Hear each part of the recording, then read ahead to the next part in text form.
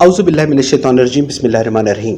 قرآن اور science 300 surprise cosmology season number 1 ہمارا خلائی، اور اس میں آج ہماری 7ویں قسط ہے بگ بینگ۔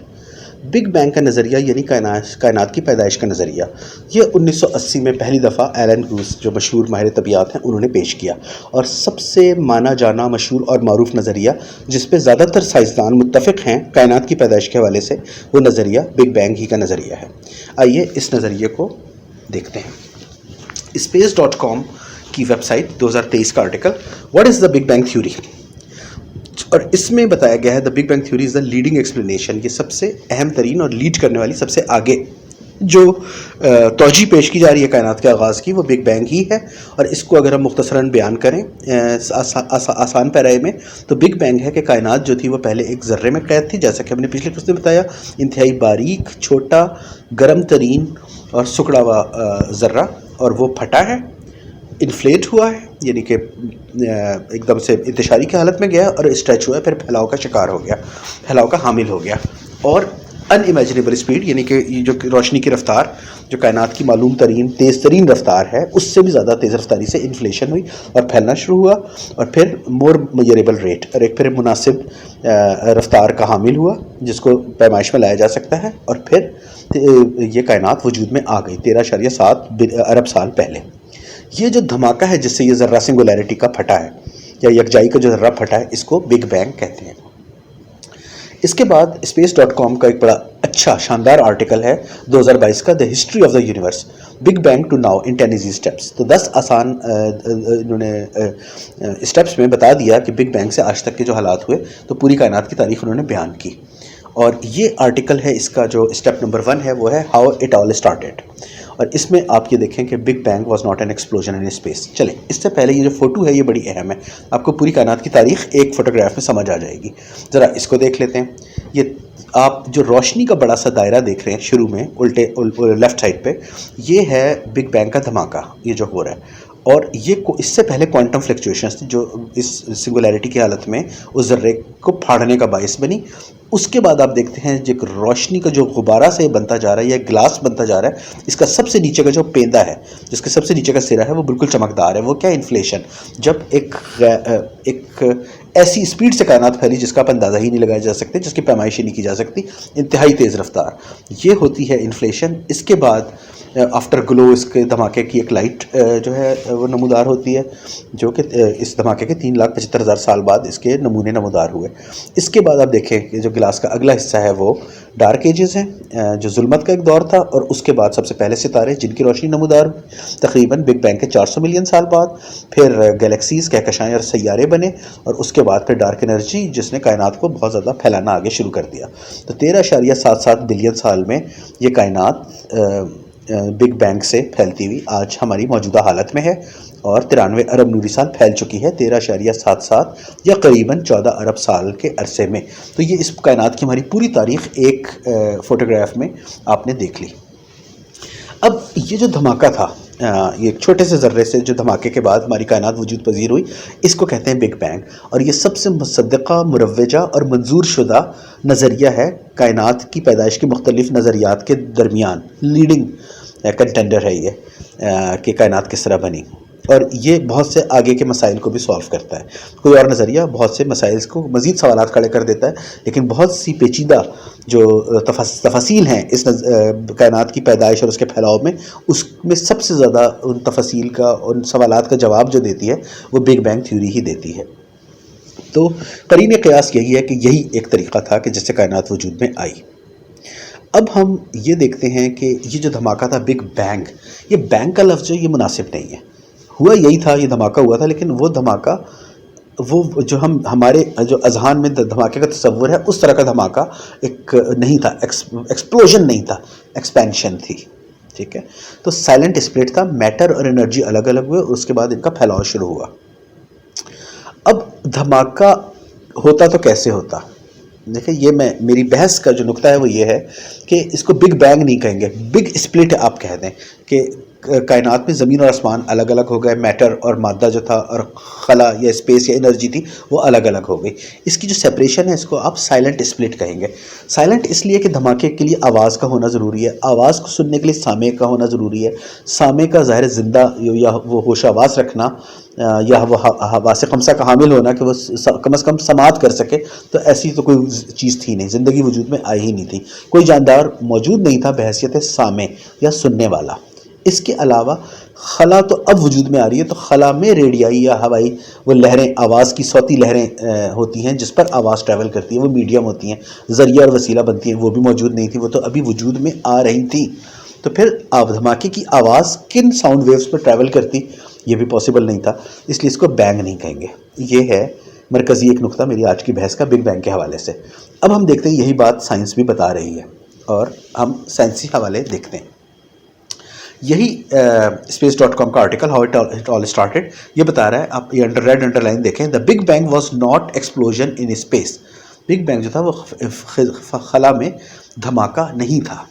اس کے بعد آپ دیکھتے ہیں انسائکلوپیڈیا برٹانیکا کا ریفرنس کہ was the big being actually an explosion. تو آرٹیکل ہی یہی ہے کہ کیا بگ بینگ جو تھا ایک دھماکہ تھا. The big bang wasn't a bang at all. پہلی ریڈ انڈر لائن کہ بگ بینگ ایک دو دھماکہ تو تھا ہی نہیں سرے سے.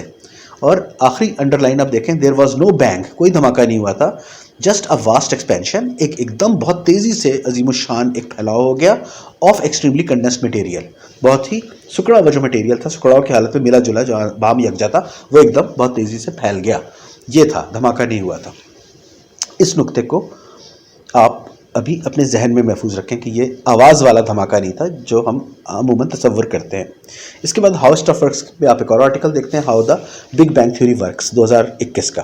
اس میں آپ وہ وقت کا دورانیہ دیکھ لیں کہ یہ جو تھا کہ ہم کوئی اندازہ نہیں لگا سکتے کہ کائنات کس طرح ایک دم سے وجود میں آ گئی، بٹ ہم پیچھے دیکھ سکتے ہیں جو فوراً کائنات کے بننے کے بعد جو ہوا، جو واقعہ ہوا. ٹھیک ہے، تو جو پہلا ترین موقع کائنات بننے کے بعد کا جو سائنسدان ریکارڈ کر سکتے ہیں یا جان سکتے ہیں وہ ہے کہ ایک کائنات کے بننے کے بگ بینگ دھماکے کے 1 سیکنڈ کے 10ویں حصے کے بھی 43واں حصہ 1 × 10⁻⁴³ سیکنڈ میں جو ہوا، اور وہ یہ بگ بینگ کا واقعہ تھا. In other words take the number 1 اور اس میں آپ ڈیسیمل پوائنٹ 43 ایڈ کر دیں. ٹھیک ہے، 1 کے بعد 0.0 اور یہ 0.43 آپ ایڈ کریں تو یہ آپ کا اتنا کم 1 سیکنڈ کا دورانیہ بنتا ہے. اور یہ دورانیہ کیوں امپورٹنٹ ہے، اسی آرٹیکل میں آپ آگے چل کے دیکھیں گے کہ یہ اس دورانیے کے دوران جو کائنات تھی، یونیورس، وہ بہت ہی انتہائی چھوٹی، ڈینس اور ہاٹ حالت میں تھی، بالکل ہی چھوٹی سکڑی ہوئی گرم ترین حالت میں. اور اس ذرہ جو تھا سنگولیرٹی، جو ہم نے پچھلے اس میں اپنے لیکچر میں بیان کیا، اس کا جو سائز تھا وہ اتنا چھوٹا تھا کہ 1 × 10⁻³ سینٹی میٹر. یہ بلینتھ سائز بھی نہیں ہے اور ایک ایٹم کے نیوکلیس کا، یہ اس سے بھی چھوٹا سا ایٹامک پارٹیکل تھا، اس کے اندر ساری کائنات بھری ہوئی تھی. اور یہ پھر وہ اسٹریچ ہوا اور 1400 سال ہو گئے، یعنی کہ billions of 93 billion light years ہو گئے ہیں، اتنا پھیل چکا ہے یہ آج کی کائنات میں. ٹھیک ہے، اور یہ جو چھوٹا سا دورانیہ تھا، اس کے دوران جو حالت یکجائی میں جب کائنات تھی تو میٹر اور انرجی تھے وہ انسیپریبل تھے. تو سائنسدان بگ بینگ تھیوری کے یہ مان رہے ہیں کہ اس وقت حالت یکجائی یا سنگولیرٹی کی حالت میں مادہ اور توانائی ایک دوسرے سے علیحدہ نہیں کیے جا سکتے تھے. اور جو چاروں پرائمری فورسز تھیں آپ کے الیکٹرو میگنیٹک فورس، گریوٹی اور اسٹرانگ اور ویک نیوکلیئر فورس، یہ چاروں بنیادی طاقتیں جو اس کائنات میں وقوع پذیر ہیں، وہ بھی ایک یونیفائڈ حالت میں تھی، یونائٹڈ تھی، یونائٹڈ فورس تھی، ایک ہی تھی. اور یہ سب کچھ ایک ذرے میں ایک حصہ تھا. اور اس کے بعد یہ حصہ پھٹتا ہے، انفلیشن ہوتی ہے، اور پھر آخری لائن میں آپ دیکھتے ہیں کہ جیسے یونیورس ایکسپینڈ ہوتی ہے، بڑھتی ہے، پھیلاؤ کی حالت میں آتی ہے، ٹھنڈی ہوتی ہے، اور اس کے بعد 1 × 10⁻³ سیکنڈ کے بعد اس وقت میٹر اور انرجی ڈیکپل ہو جاتے ہیں، یعنی مادہ اور توانائی دونوں الگ الگ ہو جاتے ہیں. اب یہ ساری چیزیں ہم نے جو آپ کو بتائیں، اس کو آپ اس کو ملا کے دیکھیں ذرا.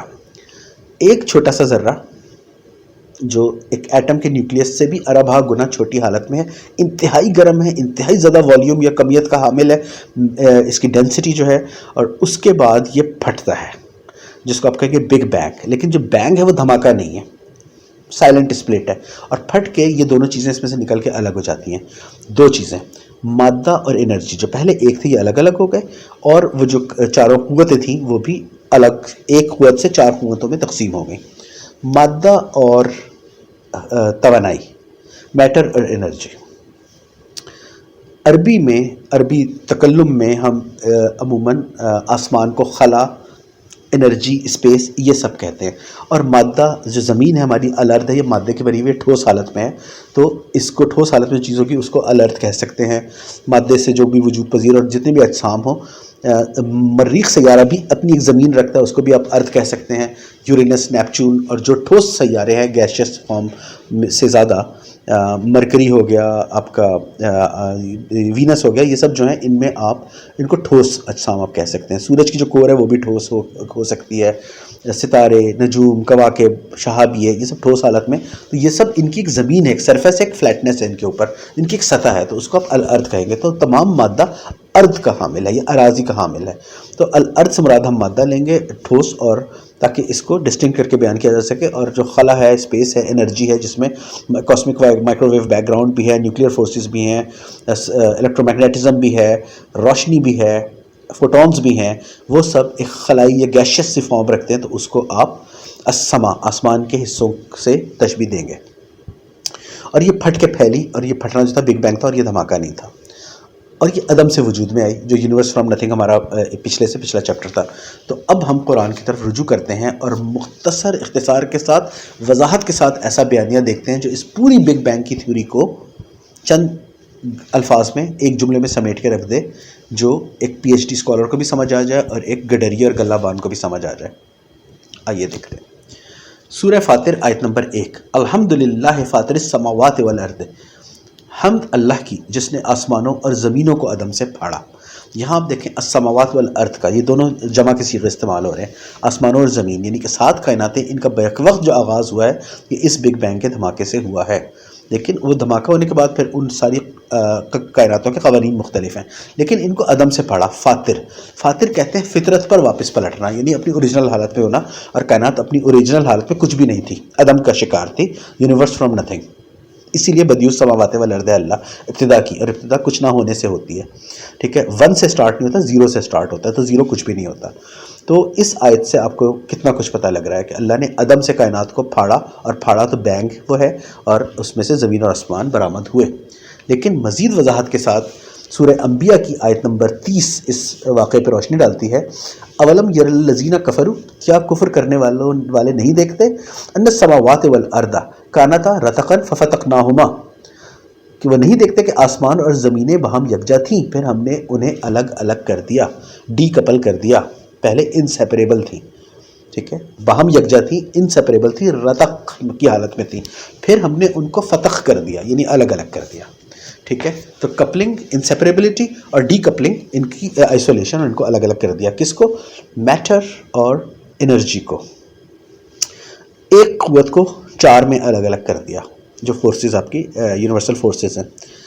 یہ پورا بگ بینگ کا نظریہ اس ایک چھوٹی سی جملے میں، اس آیت مبارکہ میں، اس عظیم الشان آیت میں اللہ نے مقید کر دیا. پورا نظریہ اسی طرح جس طرح کائنات ایک چھوٹے سے ذرے میں مقید تھی، حالت یکجائی اور سنگولیرٹی میں، بگ بینگ. اور یہاں اللہ کسی دھماکے کا ذکر نہیں کر رہا. سائلنٹ اسپلٹ، وہ ملے ہوئے تھے اور ان کو الگ الگ کر دیا. اور بریٹینیکا اور space.com میں آپ دیکھ چکے ہیں پہلے کہ ایکسپلوژن نہیں تھا، بینگ نہیں تھا. یہ ہے قرآن کی حقانیت. اللہ اکبر. اللہم صلی علی محمد و علی آل محمد، والسلام.